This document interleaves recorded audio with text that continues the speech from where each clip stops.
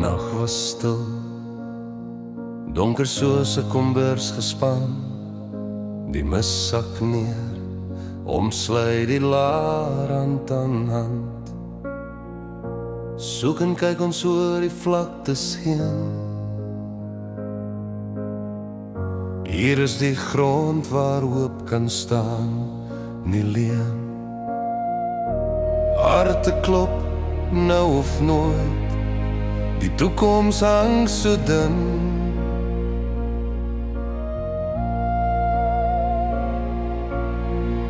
Maar God se vrede breek die vrees, laat ons weer asem in.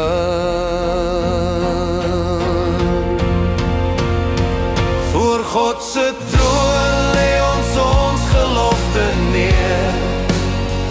Hemel en aarde is getuig, keer op keer.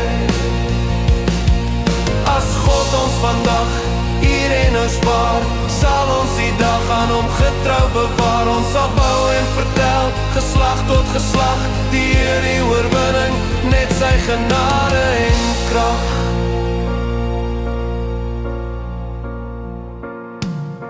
Die grond breek oop, 'n saad begin ontvou, 'n droom vir môre, 'n gebed om te vertrou. Ons vind wysheid in die spore van die verlede. Ons dra ons lesse in ons wonde, hy bly die rede. Die gelofte roep ons om weer op te staan, om te groei, te waag, te bid, versterk vorentoe te gaan. Voor God se troon lê ons gelofte neer.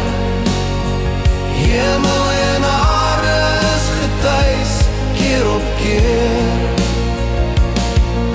As God ons vandag hier en nou spaar, sal ons die dag aan hom getrou bewaar. Ons sal bou en vertel, geslag tot geslag, die Heer die oorwinning, net sy genade en krag. Ons hou daaraan vas, ons hou dit sterk, 'n dag van dank, sy liefde sonder perk. Ons kinders sal weet, die verhaal word vertel van 16 Desember, waar God oorwinning stel. Voor God se troon lê ons gelofte neer. 'n lewende belofte wat bly voortbesteed. Elke knie sal buig, elke tong bely aan God die Heer, nou en vir altyd vry.